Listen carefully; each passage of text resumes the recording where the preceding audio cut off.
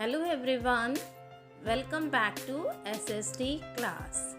Children, today's date is 20th July 2020. Okay dear children, but in your notebooks you will write 20-7 because July is the 7th month of the year, then hyphen 2020. Okay dear children, now today we shall recapitulate chapter of geography, chapter number 11, page number 112 and 113. Then I'll explain you the question and answers on page number 115. And today's assignment will be question number 6 D1. Okay, and the time limit for that is 5 minutes. Okay dear children, whenever we give you time point of assignment and time limit, you should try to do that work in that particular time period. Okay dear children, and you should always write time taken by me. Okay, now the summary of the chapter will be the environment that consists biotic and abiotic components and how they all are interacted to each other. Okay dear children.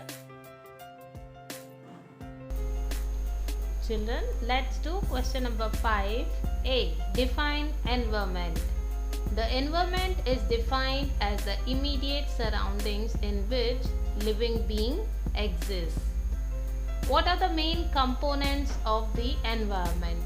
The environment consists of abiotic and biotic components. The biotic components include land, water and air, while the biotic components include all forms of life including plants and animals. Or you can write in this way also: abiotic, land, water and air; biotic, plants and animals. Next question is define atmosphere. The atmosphere is the layer of the air that envelops the earth. Okay, what do you understand by the term biosphere? The biosphere is the narrow zone that is found between the lithosphere, hydrosphere and atmosphere, where all living organisms including human beings exist. Or you can write in this way also: lithosphere to the left side, hydrosphere, and in the midst what is there? Biosphere. Bio means life, so where all living organisms include human being exist. Okay dear children, the last question: what are autotrophs? Autotrophs are organisms that can make their own food directly from the environment. For example, plants.